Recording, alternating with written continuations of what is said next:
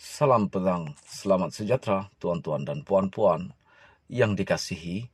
Berita penuh dipetik daripada Agenda Daily bertajuk Isu Rasuah Skandal Kapal Tak Siap Bakal Senyap Selepas UMNO Bersama PH.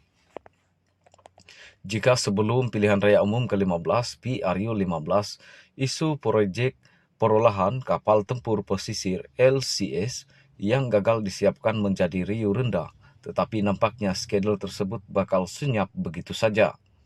Pakatan Harapan PH menerusi pendedahan Rafizi Ramli sebelum ini hampir setiap hari membuat pendedahan terhadap berhubung LCS tersebut, namun dijangkakan watak utama dalam skandal tidak akan dibawa ke muka pengadilan memandangkan PH dan UMNO kini sudah menjadi rakan kerjasama strategik dalam kerajaan.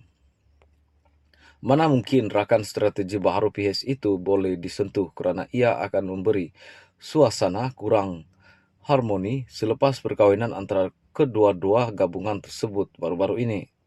Nampaknya prinsip integriti dan ketulusan yang dilaungkan oleh PH selama ini hanya akan tinggal retorik politik sahaja.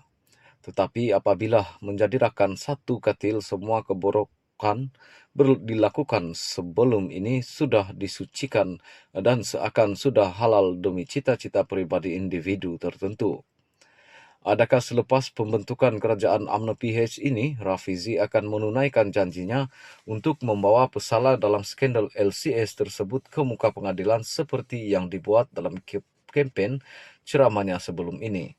Adakah Rafizi berani berdepan dengan anak murid Presiden PKR, Datuk Seri Ahmad Zahid Hamidi, dalam terus membongkar setiap inci penyelewengan dana skandal LCS sehingga mereka yang ditanggungjawab diheret ke mahkamah?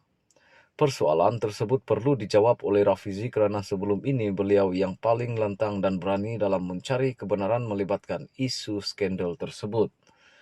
Semasa awal pendedahan laporan jawatan kuasa kira-kira wang negara PAC, Rafizi secara terbuka mengaitkan beberapa nama individu dalam skandal penyelewengan terbesar selepas 1MDB Development Berhad 1MDB, antaranya nama Zahid juga Datuk Seri Najib Razak dan Datuk Seri Hisamuddin Husin. Ketiga-tiga individu merupakan pemimpin kanan dengan dalaman UMNO dan pernah memegang portfolio semasa dalam Kementerian Pertahanan. Rafizi mendakwa ratusan juta wang dalam projek tersebut hilang dan lesap akibat penyelewengan yang berlaku.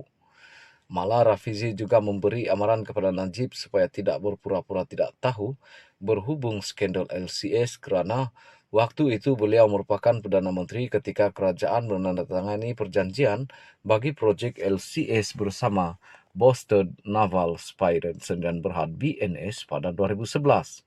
Serta merupakan satu-satunya pihak yang berkuasa mempengaruhi penukaran reka bentuk kapal tersebut daripada keperluan tentera laut. Isu kapal LCS mendapat perhatian susulan pendedahan PAC yang mendedahkan tiada satu kapal pun yang berjaya disiapkan walaupun kerajaan telah membelanjakan RM6 bilion bagi projek tersebut yang dikurniakan kepada BNS melalui tender terbuka. Persoalannya kini adalah PH dan Rafizi khususnya akan meneruskan desakan supaya pesalah dalam skandal ini ke muka pengadilan atau selepas menjadi rakan baharu kepada UMNO, isu rasuah dan penyelewengan ini akan hanya diam begitu saja.